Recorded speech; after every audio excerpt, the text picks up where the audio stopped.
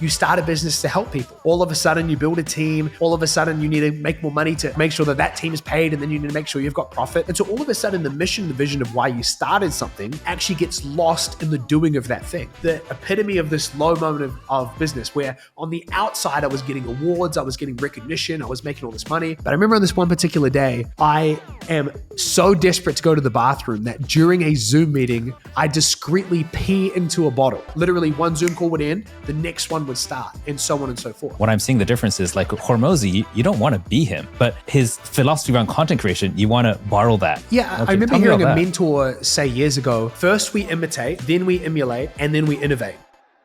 People don't just buy into what you do, they buy into who you are. Unapologetic authenticity, build connection. Hey guys, welcome to another episode of the Content Capitalist Podcast, where I have conversations with people who are creating content and also using it to leverage their business doing 7 figures or more. Now, I've got a guest with me who, if I'm honest, I almost started sounding desperate the amount of times I said, you got to get on the pod. And I had to chase him because here's the thing. A lot of people, they have their content and everything in such a way so that whenever there's an availability, they just go and do it.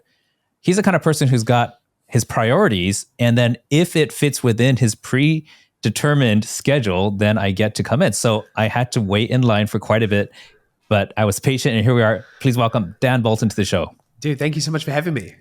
And sorry for blowing you off for so long, dude. Nothing personal. I'm figuring out my life as we'll find on this conversation.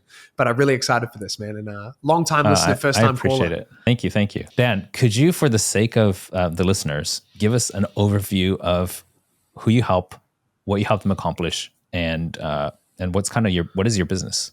Yeah. So I primarily work with coaches and consultants, right? And I'm sure that kind of aligns with a lot of the people that you've interviewed in the past. One of the things that I've realized is that oftentimes those titles don't even really fit a lot of the people that I work with. You know, we all remember the purple business Bible being dropped 2021, $100 million offers. And so now you have coaches offering done-for-you services. You've got agencies that are also selling education. And so these lines are more blurred than ever. And so really who I help is, I kind of just call them value creators, right? People that are in the business of creating and selling value. And I work with people a couple of different ways, right? I have a community that requires not a whole lot of me, and it's really based around kind of curriculum and community and events and things like that. And then I do a handful of kind of one-to-one mentorships and coaching and consulting that kind of keeps me sharp and has me working with kind of 7 and 8 figure entrepreneurs that are looking to either refine their client acquisition or their client success systems. I've kind of built a bit of a broad range of skills over the last few years. And so, yeah, there's a range of kind of day-to-day. I create content. I shoot videos like this. I jump on calls. I help people from a high level. I don't have a team. I don't manage a whole lot of stuff. I minimize a lot of those kind of stresses that don't really fit my personality. And so, yeah, I basically just get paid to talk, and that's basically it. Talk and think. Have you ever heard of someone named Tim Ferris? Yeah, of course. I don't know if I'm going to be the first one to say this, but you remind me of Tim Ferris. I take that as a huge Have you been told that? Never. But I've here's listened the thing. to him for a long time. When he put that book out, right, he just broke a lot of myths, like the statement 4-hour work week, and then just sharing things from not necessarily like the in the weeds so much, even though he did some of that, but a meta perspective on, hey, what if you could hold 2 or 3 or 4 jobs down and still only work 4 hours a week by leveraging this? Mm-hmm. And you're coming at it like, hey, what if you don't have to have a team? Mm-hmm. What if you don't have to spend this many hours? You're talking about how many hours you spend, how much the smaller groups you have that are profiting massively. Mm-hmm. And that kind of meta shift in the way to look at agency work and coaching work and the way you're sharing your ideas reminds me of him. Are you seeing a parallel at all? Yeah, I mean, he's someone that I first read 4-Hour Workweek maybe a year after it came out. So I think that might have been 2009, 2010, then read 4-Hour Body. And one of the things that I really like about Tim and people like Naval Ravikant and just others that seem to be quite different in the way that they think is it's quite contrarian thinking. And I would say that's not naturally how I think. I think for a long time, I did what I thought I was supposed to do. I was buying the courses and working with the mentors and copying the business model and kind of just implementing exactly as I saw fit. But the more that I went down that path, the more I realized it just didn't fit me as a person. It didn't fit my personality, my skills, my goals. And so the longer I've been doing this, the more I've evolved into, I guess, what could be described as a contrarian thinking, someone that is maybe a bit of a misfit of the industry where everyone is saying like, go this way. I'm kind of going this way. And so then my work is also speaking to those people that might not fit the mold the way that most people could. Got it. Now, I want to take our listeners back a little bit to, I know that you were a pastor at one point, right? Yeah. Which is not quite the typical entrepreneur path. No. But tell me about what you're doing there and then why you decided to shift and go all in and say, hey, I'm a businessman, I'm an entrepreneur. Yeah. So for those of you that can pick up the accent, I think I've got a pretty hybrid accent at this point, having lived kind of all over the world. But I'm from New Zealand. So grew up in a single parent household, got into drugs and drinking and all sorts of stuff through older siblings that were involved in all sorts of underground activities when I was 10, 11, and 12. And then when I was 13, I walked into a church from the invitation of a really pretty neighbor that I liked. And that kind of set a really strong trajectory for my life. I became a follower of Jesus at that point and went into high school. And, school was a really interesting one where it was something that I could succeed at if I tried. I was the kid with potential that didn't apply it. And I really didn't like the rules. I didn't like the uniforms. I didn't like having to be at certain places at certain times. And I was obsessed in that area of my life with music. And so that was all I really cared about. So at 16, as soon as I could drop out of school, I did drop out of school, and I was heavily involved with the church. And when I was 18, so in 2008, I had this conversation with the pastor that I was kind of a part of the church of, and he was having this conversation of, Dad, we're looking for a youth pastor. Do you happen to know anybody? And at that point, as passionate as I was about, helping people, I thought my life was really about service. That idea sounded like hell. Like I was like, I'm 18, all my friends are going to university and college and having a lot of fun. And I was like, if I think of anyone, I'll let you know. But kind of long story short there, it felt so intuitively right. And when I started dating my wife when I was 18, we've been married for 11 years. The first conversation I had with her is I was like, hey, I'm going to be doing this youth pastor thing for at least 5 years, which as an 18-year-old, that was a timeline that I felt committed to. But the average lifespan of a youth pastor is about 18 months. And so 5 years felt like a lifetime, both because of my age and because of the stage. And over the next 9 years, we were a part of this church in New Zealand. When I started with it, there was about 50 people on a Sunday. When I finished, there was about 1,500. And I was overseeing about 700 people by the end of my time in 2018. And throughout that period, I had not had any business experience. I hadn't had sales experience. I had Jesus experience. That was all I had. I was like working in churches and kind of doing all that thing. But all the way through, I was probably what I describe as like a closet entrepreneur. So when I should have been reading all these books around spiritual development and how to be a better church leader, I was looking up like how to make money online. And even though I'd never done it, that was something that was so interesting and fascinating to me. All my Kindle was just business books. It was Jeff Walker's product launch formula, but I had no product and I had no plan to launch one, but I was fascinated with this idea.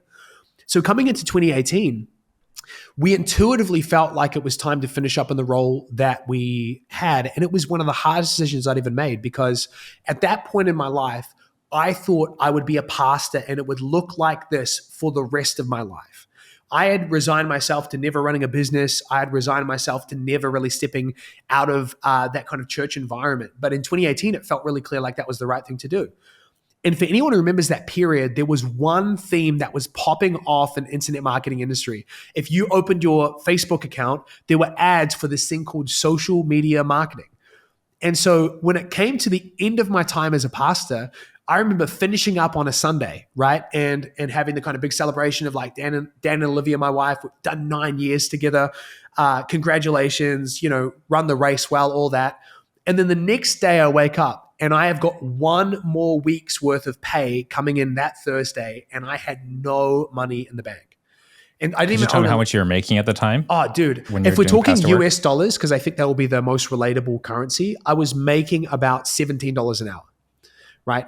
And that's actually, at Actually, that's not true because I was working more hours than I was paid. So if you divide the actual amount of hours I was working and the amount I was paid, it was probably about $13 an hour. And keep in mind, like And what did that come to, like month on month?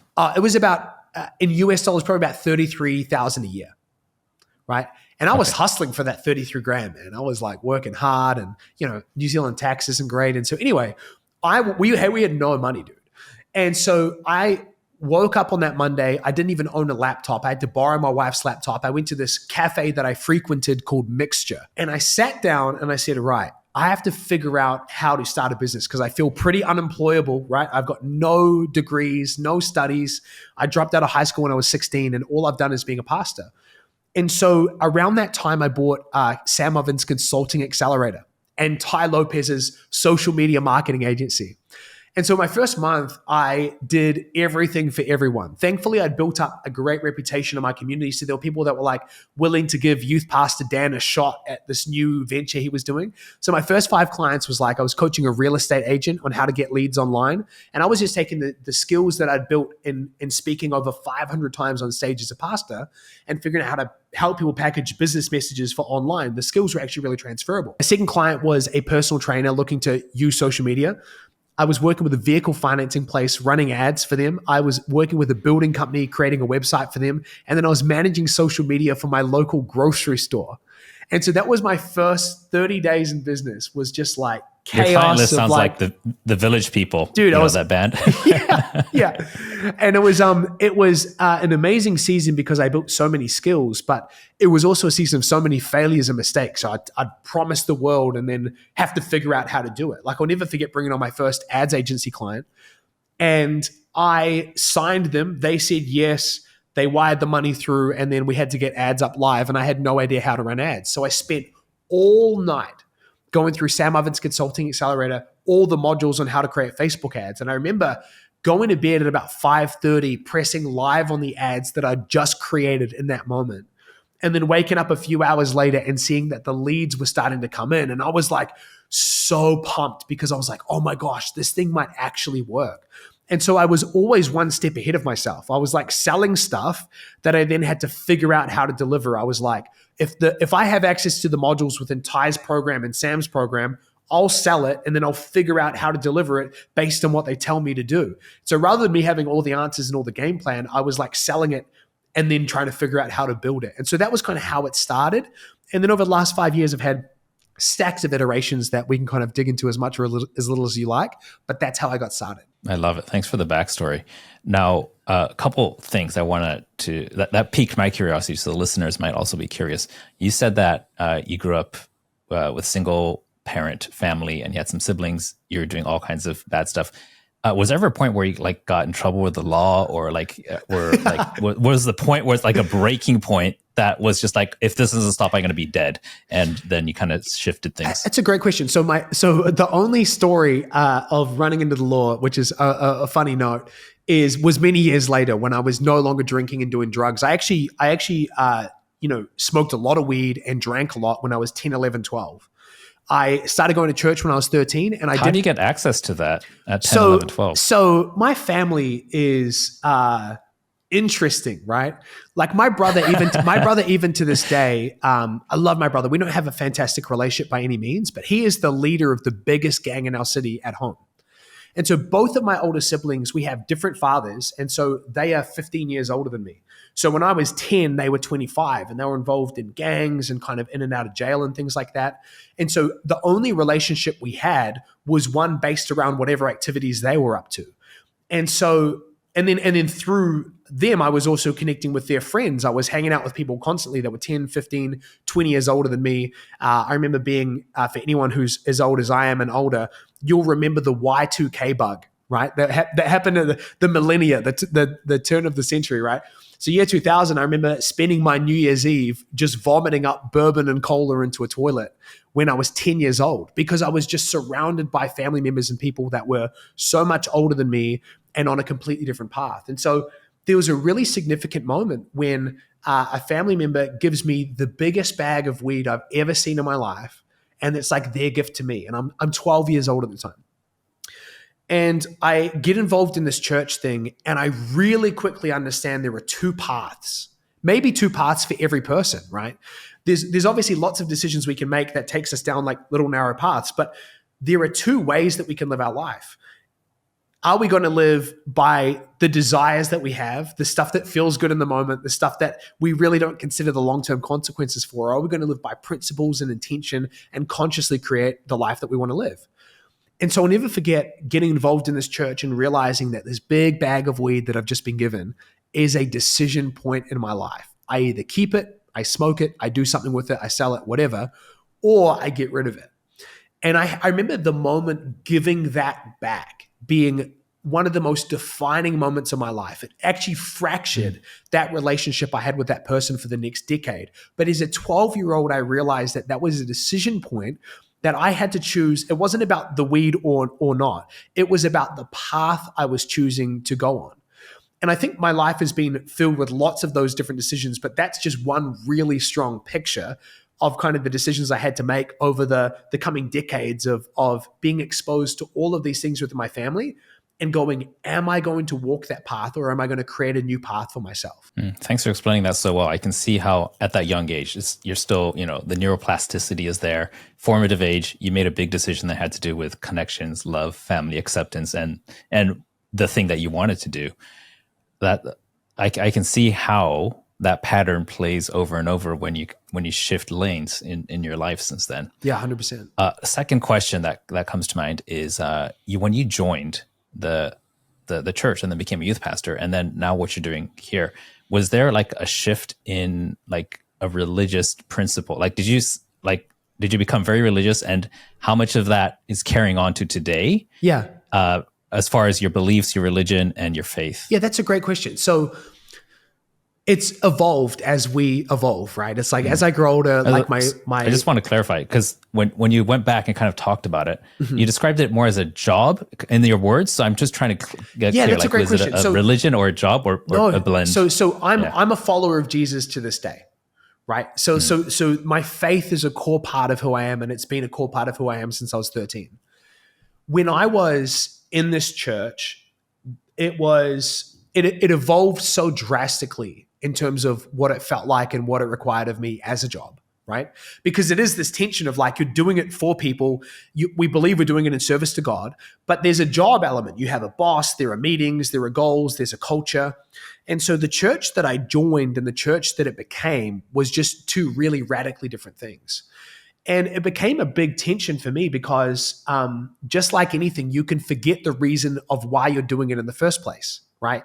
You start a business to help people. All of a sudden you build a team. All of a sudden you need to make more money to like make sure that team is paid, and then you need to make sure you've got profit. And so all of a sudden the mission, the vision of why you started something actually gets lost in the doing of that thing. And so for me, my faith and my belief didn't change so much as the expression of how I saw that being played out for myself.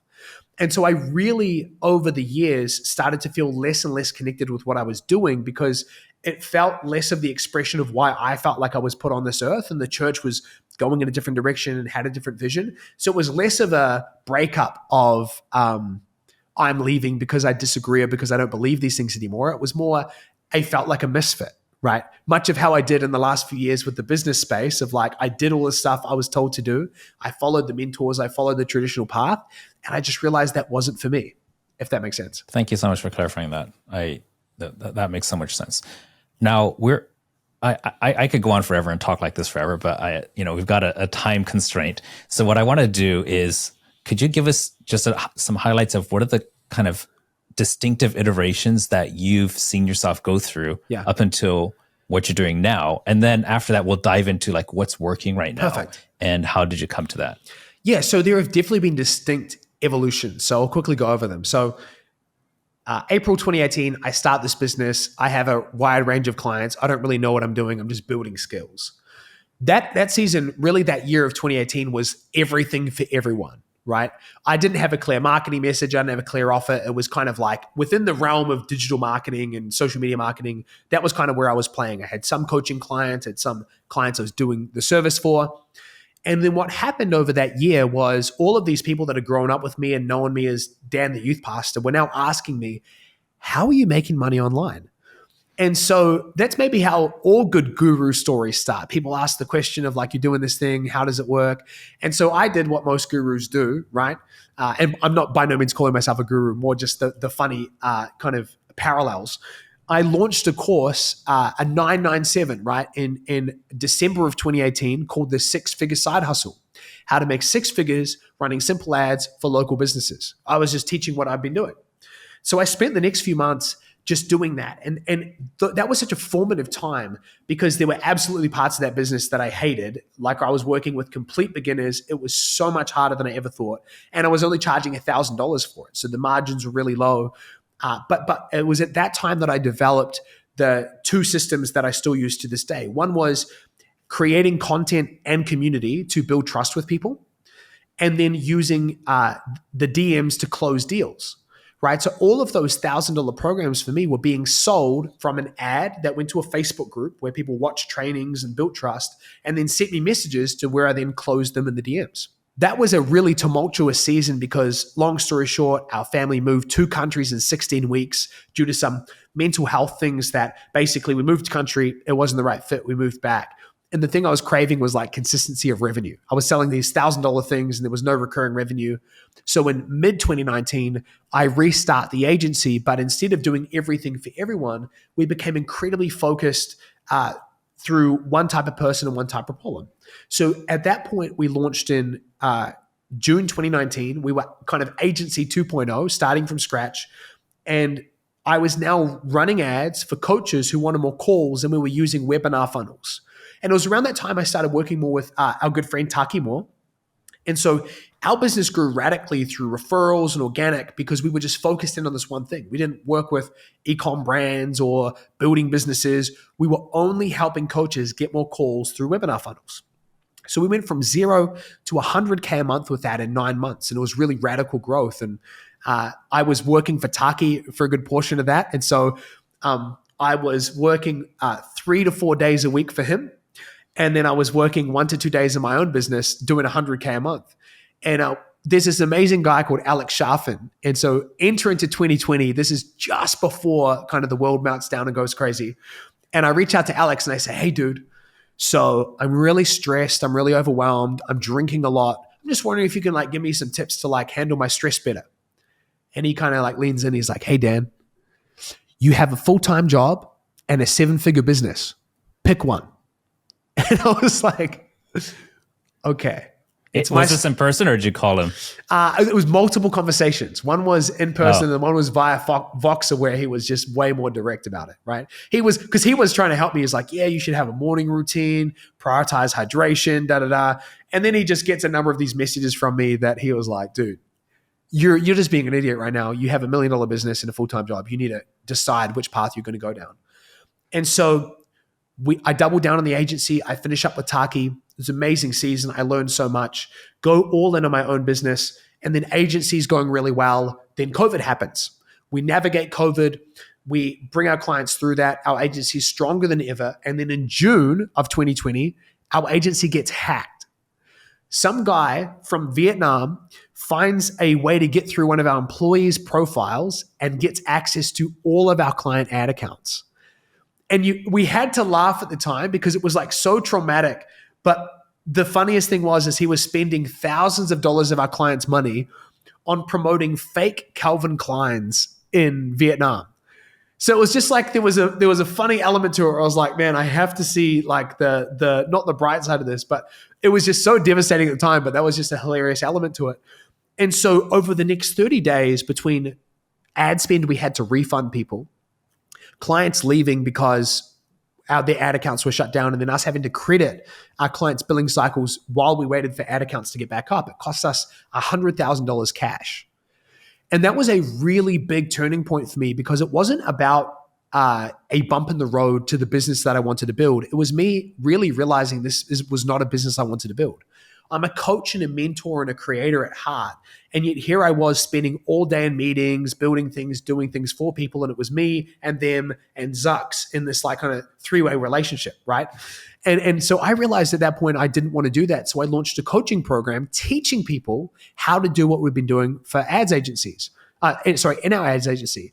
And the program was really simple. It was called the Run Ads Make Money Club, right? So literally it was like, hey, we're going to teach you how to do what we do. And long story short, that goes through multiple iterations over the next 18 months. But in 16 months, we go from zero with that to hitting $347,000 cash in a single month. So we grew really fast. I went from like a team of 3 to a team of 13. And this was a huge turning point for me that basically summarizes the last 18 months.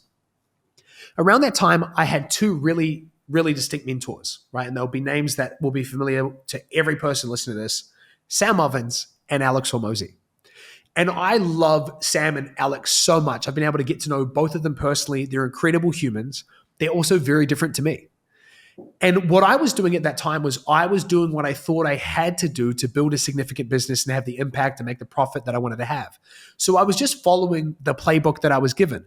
And so around that time, both of them thought making content was stupid, which I find hilarious now. You look at someone like Hormozi, content is like the thing he's becoming most well known for, but most people don't know. 2 years ago, he had no intention of creating content. Everything for him was just like ads, acquisition, He used to diss sales it teams. quite a bit. 100%, right? And so for me, I was following the same playbook. I was like creating the least amount of content I humanly could to build this business based on the models that I was given. And so I remember the lowest moment for me was this one particular day where I'd just been on back to back to back to back calls, right? Sales calls, team calls, client calls. And I remember this one moment that was the epitome of this low moment of business, where on the outside, I was getting awards, I was getting recognition, I was making all this money.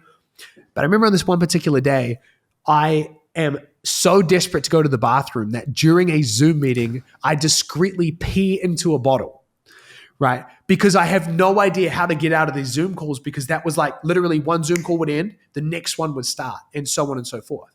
And I remember that moment was just like, man, I am not running the business that I want to run right now. And so the last 18 months for me has been around really trying to redesign things. And so in 2021, we did 2 million in revenue with a team of 13. Lots of ads, lots of client acquisition. In 2022, I redesigned everything to be about retention. So rather than just getting clients, right? How do we make an offer so good people would feel stupid to say no? It became about how do we create an offer so good people would feel stupid to leave? And so the craziest thing happened. 2021, 2 million, team of 13. 2022, team of 4, 2 million. And we turned off all acquisition for 7 months. No ads, no content, no setters, no closers, nothing. And all of these lessons were coming to me where I was like, man, I'm doing the opposite to what I was doing. I'm making more money, more profit, having more fun. And I feel like I'm kind of on the right path, but it still wasn't right. And so even coming into this year, I reduced everything down to me and a virtual assistant. And then this year we're on track to, with my awesome tax situation that I've set up, living in Bali and different things like that, I'm on track to take home $1 million, but with a team of 2 and working about 3 to 4 hours a day on average. And so the last few years has just been this iteration of how do I make the business model that is built around my life rather than building my life around my business. And what that's led me to is really rethinking a lot of the things that I was taught, not throwing everything out, but adjusting it and adapting it for my goals and my personality. And so that kind of brings me to a point now where it's like, I make really good money. I work relatively very few hours, and now I'm just doing the stuff that I love doing, which is not building teams and increasing scale and doing all these different things, but it's just focusing on the essential few things that bring the biggest return on my time and energy. If I'm, as you're describing this, I'm kind of thinking like, if I were to make an infographic of this, then there will be like, you drunk and high as a kid. And then there's going to be this elbow point where there's a bag of weed, and then there's the church, right? Boom, there's a turning point. And then there's going to be like, hey, my family's growing, I need more money. Online marketing, there's going to be like internet marketing logo there with a dollar mark, ding. And then the conversation with Alex, pick one, boom. And then ping in a bottle, boom, right? So then there's, and then I'd make little drawings on these, and then that would be like your elbow points in your life. So that's great how you explain those pivotal moments. Gosh, what I'm really curious about is, at what point did you go all in with content creation and decide like, this is actually going to be a part of what I do regularly, regardless of what version of myself I'm going through? Or did you ever make that decision? 100% I did. So in 2021, when we were growing a lot, I was still creating content, but it was all with a means to an end, right? So every piece of content I created was just about building enough trust to get a call booked so we could have an opportunity to sell someone to our program. So it was a means to an end. It was not, there was no plan around like, I'm creating content to build a brand or build an audience. It was like, how do I create the least amount of content, right? And at that point, I was so stressed, I thought I hated creating content. So it was minimum standard, right? I was trying to find the absolute minimum effective dose. Coming into end of last year, end of 2022, I started rethinking a lot of my business model based on my personality. And a great life is just made up of a lot of great days, right? Oftentimes we disconnect these things between the macro and the micro. We're trying to build a great business and then we're trying to build an amazing life, but we don't understand the direct connection to we wake up today and are the things we're doing actually moving us towards that because we love what we're doing day to day to day. And so growing up, I mentioned that I was obsessed with making music. Like I'm an artist at heart. I really love creating things. And what I realized was I had built a business that required me to be a builder, to manage people, to lead people, and to have most of my time associated with meetings and systems and projects rather than doing what I do best, which is just creating stuff, thinking, coaching people. So the start of this year, I really had a line in the sand moment where two things happened. The first was I simplified my business model so that making money became way easier. I eliminated my team, my margins went way up, and I basically put myself back in the coaching seat of like, instead of this leveraged group coaching program, I'm going to sell more one-to-one coaching. So what that did was it blew up. I got like 30 one-to-one coaching clients in about 60 days, which took me to $100,000 profit, purely one-to-one coaching in about 8 hours a week. The second thing that it allowed me to do was think longer term, right? So it was no longer about, I need to create a piece of content today to get a call or a lead or a client. It was now about where am I trying to take myself and this business and my kind of mission on the next 5 to 10 years. And that was the point that I really started to create content. And so, I launched like a YouTube channel, for example, a few months ago. And I love your YouTube channel, by the way. I appreciate it. I know it's just so the beginning. Fun. I know it's just the beginning, but it's going to go places. I'm really excited about it. Firstly, I love doing it. It's not a chore. Like now that I have less stress, I've got more creative energy. And so creating content is really fun. But I started thinking about and that you know what's kind funny? of content. When we started this, you go. When we started this call, I'm seeing you here. I'm just like, I feel like I'm watching you on YouTube, but I get to talk to the YouTube video. You've been to this because this is the exact before. set. Yeah, exactly. Yeah, it's very cool. And so when I launched the YouTube channel, I just started thinking in terms of years, not weeks and months. So it's not that the YouTube channel doesn't make me money now. The thing I love about long form content, for example, is if you have it on a platform like YouTube, it's really bingeable, right? So someone's ability to go from one video to the next is so much easier than say a platform like Instagram or Instagram or Facebook. And so I've made a lot of money from my small YouTube channel, right, in the last few months. Like I've had clients follow me on Facebook, go to my YouTube channel, binge all of that, and then reach out and work with me. I've had people find me on YouTube, watch all the YouTube channel, not be connected with me anywhere else, and work with me. But the pressure has come off where I'm no longer creating content to just get an ROI today. I'm working on building brand and audience for the years to come. And so it's been such a cool iteration for me, but it all came from the decision of utilizing content and really realizing its power. And I will never forget hearing Hormozi talk about this. There's a powerful reframe for me. He said he was never interested in content because he thought the content was the asset, but the asset is the audience the content builds. It's the trust you build with a group of people that makes content so powerful. It's not about the 15-minute video you create and then thinking that's the most important piece. It's the people who watch it who now want to watch more of your stuff because there was so much value in that 15 minutes. And when I realized that shift, it became such a powerful moment of going, man, I need to go all in on this content thing because of the power of having an audience that's engaged. You know what I'm noticing the pattern, and you probably have seen this yourself, but I noticed what happened was every time you had an iteration earlier on, it was like an identity shift. You are a pastor, you are a drug addict, you are an entrepreneur, and you see somebody who's a role model and you kind of try to put on their clothes, right? Like you try to become them, put on the Batman costume. Mm-hmm. Right now, what I'm seeing the difference is like Hormozy, you don't want to be him, but his philosophy around content creation, you want to borrow that. And, social media marketing, like I know it's a bit dated, but Tai Lopez, you don't want to be Tai, but you can use what he gave. It's more like a cafeteria situation where you pick the best parts of people, right? Yeah. There are people like Elon, for example, where I would never in a million years want his life, but a little bit of his creative genius, absolutely, right? And I think that when we separate people's gifts with their personality, then we don't lose ourselves. And did you find yourself distinctively making a decision or a shift to, instead of try to become someone, to just take and learn 100%. From them? Was that okay, I remember hearing a mentor say years ago, first we imitate, then we emulate, and then we innovate. And too many people I see, they come into this space and they try and get really creative and innovative really fast. And so they try and go to the opposite of what's working or the opposite of what people are saying in order to try and be different, right? And so that doesn't really work, right? It's like we want to take what's working and we model it, right? The problem for most people though is they never iterate to make it their own. So what they're doing is they're going through a Sam Ovens course, or they're working with Taki or Hormozy or any of these amazing coaches, and all they're doing is copying and pasting. And copying and pasting can totally work if then the idea is run with the model and then make it your own. But what happens for a lot of people is they're taking someone else's model with different goals, with different personalities, with different skills.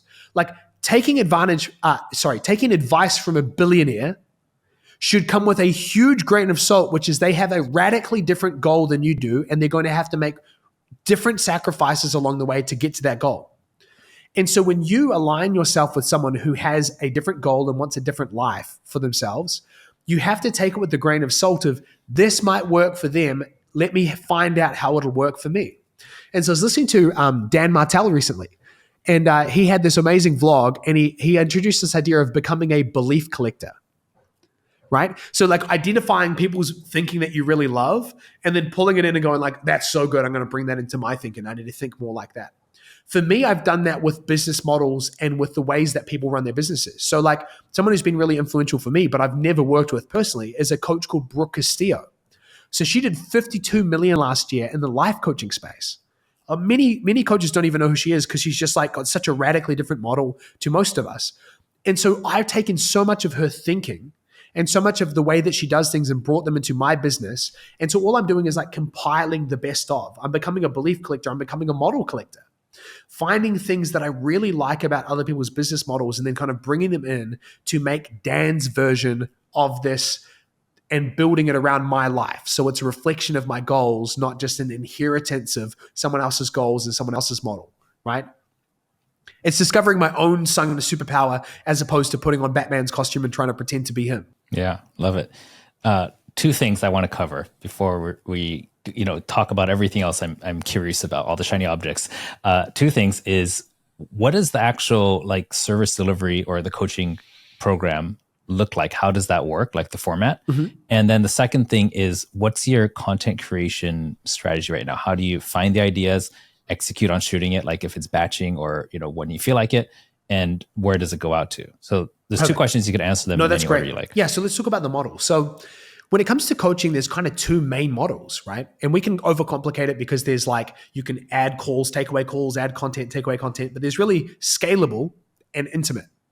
And scalable requires less of you or a team, and it's more leveraged in nature. So you're going to utilize things like community, live events, virtual events, content to deliver the result that people are buying into. And so one of my offers is called The Community, and it has one call from me a week, and then I do a bunch of bonus calls and things like that, but there's no one-to-one time associated with that with me or with anyone else. And so what that's done is it's forced me to create a really good collaborative community where people are paying $18,000 a year to be in this space where there's no one-to-one coaching, so we're teaching them to become self-led. And then on the other side, I have an intimate offer. And the intimate offer is more of my time, where you're getting my advisory, my mentorship, and my coaching.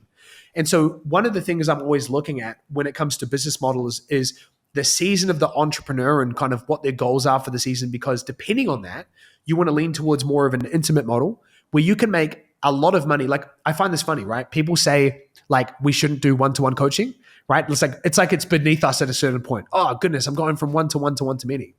Dude, I had one client last year, one client pay me $300,000 just for consulting at $2,500 an hour. So oftentimes it's not about whether or not the one-to-one coaching should be done or not, as if it's black or white. It's how much is our time worth, right? Because one-to-one coaching is a really poor trade, time for money, if it's a lot of time for a little bit of money. And it's a fantastic way to make a lot of money if the trade is great.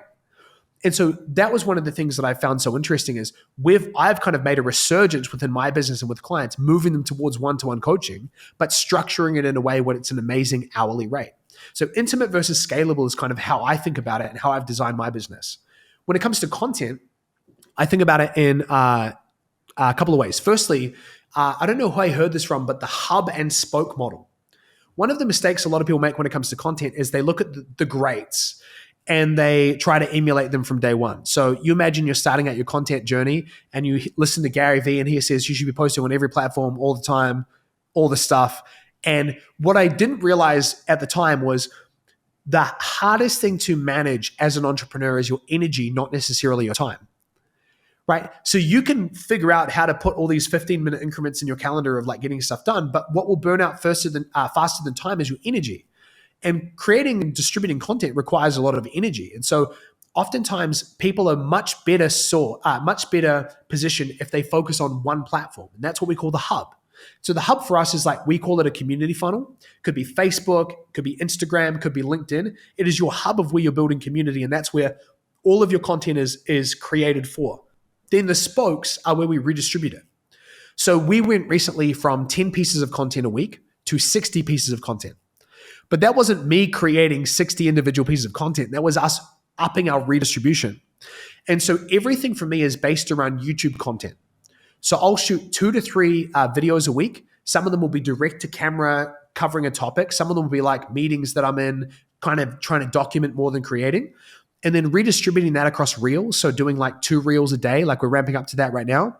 And then redistributing them across Instagram, YouTube, Threads, Twitter, LinkedIn, Facebook, and then bringing in the necessary copywriting that's going to support those things. But everything for me flows out of long form video content, because the more I've positioned myself and focus my energy on creating long form content, the easier it is to get clients. So I mentioned earlier how I close clients in the DMs, right? And I had a belief when I was selling the $1,000 thing back in 2019 that worked for that price point, but it wouldn't work for a higher price point. What I've realized is it's not so much about what price it works for and doesn't work for. It's how much trust you've built and how much your marketing has pre-sold your prospects on you being the solution for them. So now I sell $18,000 and kind of $20,000 packages through chat every day, but it's because I've focused so much on building trust through long form content. I don't know if that answers your questions, if there's any follow-ups, but that's kind of the kind of 2 things that come to mind for me. I got a couple follow-ups. One of them is, you mentioned earlier, you're a really tight team of just 2. Mm-hmm. Now, I don't think that you'd be able to edit and repurpose and distribute all that with 2 people. Do you have contractors, or how does that work? Yeah, so that's a great question. And maybe I think this is good for the listeners. Like they're thinking about bringing and building a team versus contractors versus DIY. Yep. What's your approach to that? So I have 2 team members. I have a mostly full-time virtual assistant. She is amazing. She does all the administration. She does all the legwork of the redistribution and things like that. She's my superstar right hand. Then I brought on a full-time content manager who oversees all of the strategy, redistribution, all of the editing, doesn't necessarily do it all, but oversees all of that and then shoots all of this content. So literally, he's actually here right now with the camera, right? So he's filming this, right? So he's my... So he's just off camera right now? Just off camera. He's like boots on the ground with me here in Bali shooting stuff. So we go Say hi to him for me, because I used to be him. That's how I started as a videographer. I'll tell him you say hi. So those are the two main team members, right? I don't have any salespeople. I don't have any coaches or anything like that. And then we do work with a couple of different agencies that we contract out stuff to. But this has been something that is really, really new. Like I didn't have a full-on content team or all of these things to get to 7 figures. This is like, once I've kind of got to this kind of $1 million profit thing, I've now started building out this team of vendors, so to speak. So I have someone that repurposes my transcriptions from videos into copy to promote the videos. So they'll take the transcription of the video, write the YouTube description, write the post for Facebook to promote it. And then I have a video editing agency. I was working with just one contractor and found that we kind of outgrew him pretty fast, and there was like language barriers and things like that. So we've recently just taken on an agency that helps with short form, and then in a couple of weeks they're going to be helping us with long form. But up until now, most of it has kind of been quote unquote in-house. Like my first few YouTube videos was phone, these headphones, and me just uploading it myself. Like there was no tech, there was no editing. It was literally just getting it done. And so that's been a huge belief that served me well, is imperfect action, right? Like I love bringing up Pomozi again. If you look at his old YouTube videos, it is hilarious how bad the production is. Like it's the worst webcam, a dimly lit room, there's nothing in his background. There's no hue lights or plants. I think in some of his videos, there's a whiteboard and there's an American flag and it's him in his tank top, just sitting there on a Facebook Live, kind of sharing some stuff. And so for me, it's always been about the emphasis of like what I'm saying, not how it looks. And then if you can move towards making it look better and sound better, that's amazing. But don't let that be a barrier to you actually taking action, right? Like I love, we look at someone like Ty Lopez, who's made tens of millions of videos shot from his phone with no mic. He's just holding it and he's here in my garage, right? That was one of the best YouTube ads of all time. And it was shot on a whim with his phone, with no team, with no production quality, with no editing whatsoever. So that's how I've kind of built my team, and how I started was I just got started with what I had, the gear I had, the team I had, which was no team. And I've slowly started to build this out as I've got clearer on the vision of what I'm trying to do with content. And over the next 12 months, like my goal is to kind of assemble the Avengers of content, like in terms of like really creating amazing content on every platform and me doing as little work as possible. Meaning like I want to do high leverage video stuff, do short form, do long form. I don't really want to be sitting down creating articles, doing editing, figuring out the scheduling times and the distribution. I want the team to be able to do that for me. I want to, as much as I heard Ty Lopez say the other day, the best business model is live your life and have people film it. And I was like, yep, that sounds about right for me. And so for me, it's like just before this call, I did a one-to-one coaching call and the camera was there and we filmed the thing. So that 30-minute call might become a 10-minute video. And so those are the kind of things I'm thinking about with content, is not just how do I create content, but how do I document what I'm already doing. Got it. Okay, couple of lightning round questions before we wrap this up. And the thing I was going to ask was like, what are you thinking about in the future? And you just covered that for me, so thank you for that. Perfect. Lightning round questions. 5 books that have helped you the most. Yeah, so a couple that come to mind right away is Man's Search for Meaning is a fantastic book. I've read that multiple times. We'll link these below. I read that again in the middle of COVID.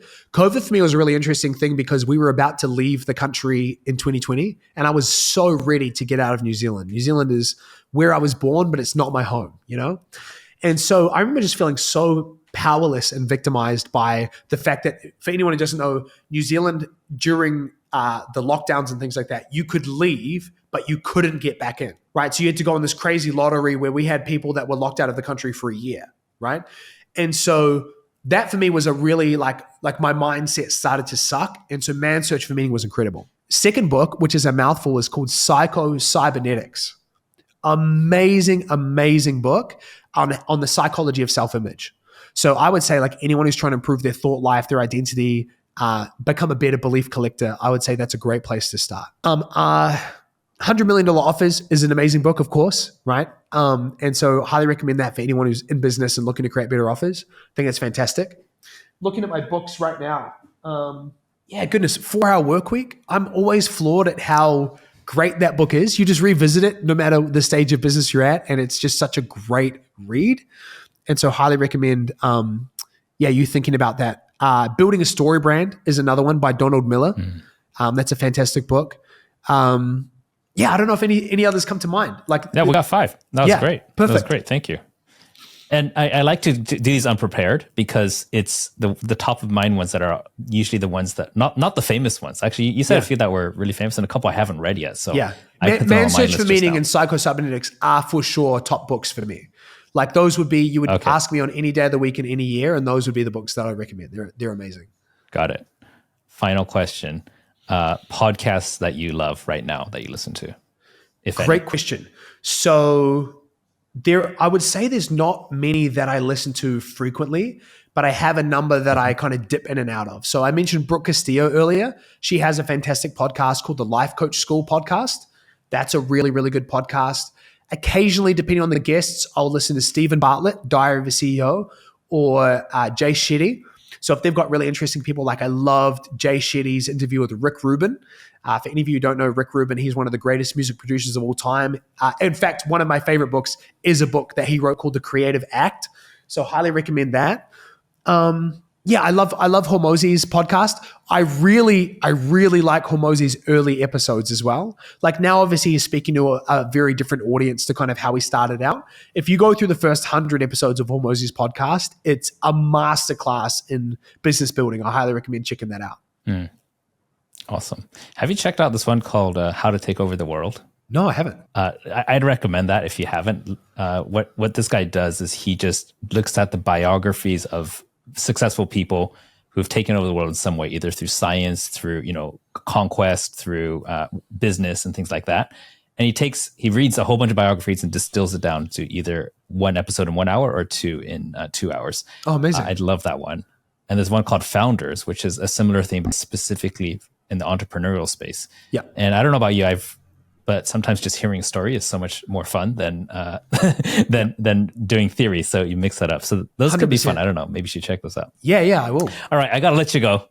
Appreciate your time. But if you have one, thank you I appreciate yours. One final thing. If you have any words of wisdom for people who are thinking about balancing content creation and business, or like shouldn't they?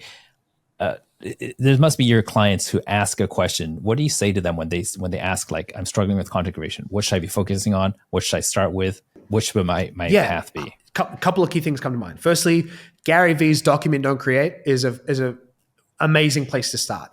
It's oftentimes we think we need to sit down and create content rather than realizing we're already doing a bunch of stuff that could be considered content if we simply filmed it and redistributed it, right?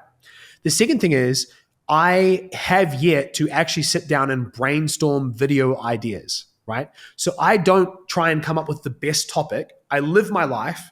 I hear problems that clients have. I hear questions that prospects have. And I go through my life with my antennae up, right? Trying to pick up the signal of like what might be something that I'm excited to talk about. So I've yet to create a video that I don't want to create simply for the sake of creation. I'm always creating stuff I want to talk about. And so really going from that sense of what makes a great piece of content versus what questions would I like to answer and what topics would I like to talk about, I think is a really key piece.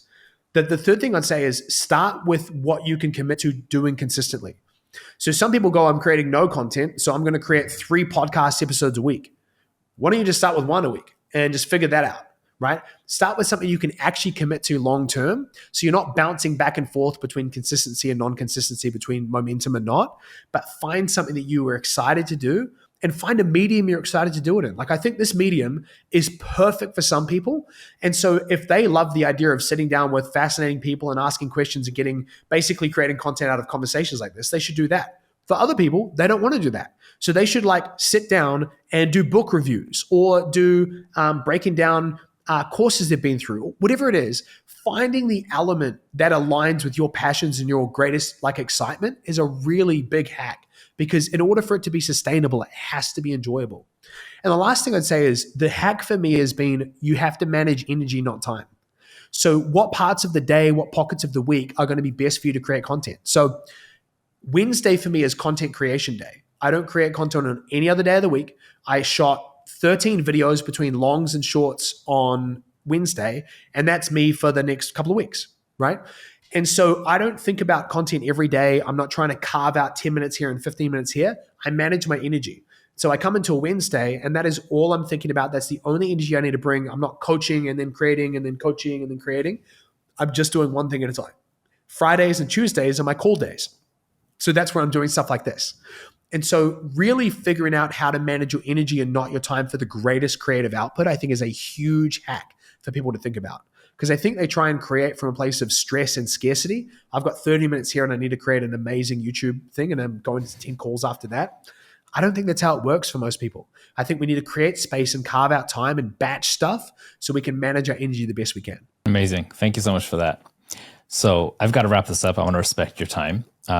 And to the listeners, guys, what I want to say is the fact that you came all the way to the end, whether you're watching this on YouTube, whether you're listening in Spotify or Apple Podcasts, something about Dan and his story kept you to the end. So what I want you to do is please share this with somebody else. And whoever it is who's thinking about content creation, different path in life, or radical change potentially in life, then I think that this would be a good fit for them. Share this with somebody, do them a favor. And I think his story is entertaining as hell as well. Dan, thanks so much for being on the show. I appreciate you. And for everybody else, I'll see you again next week. Thanks, dude.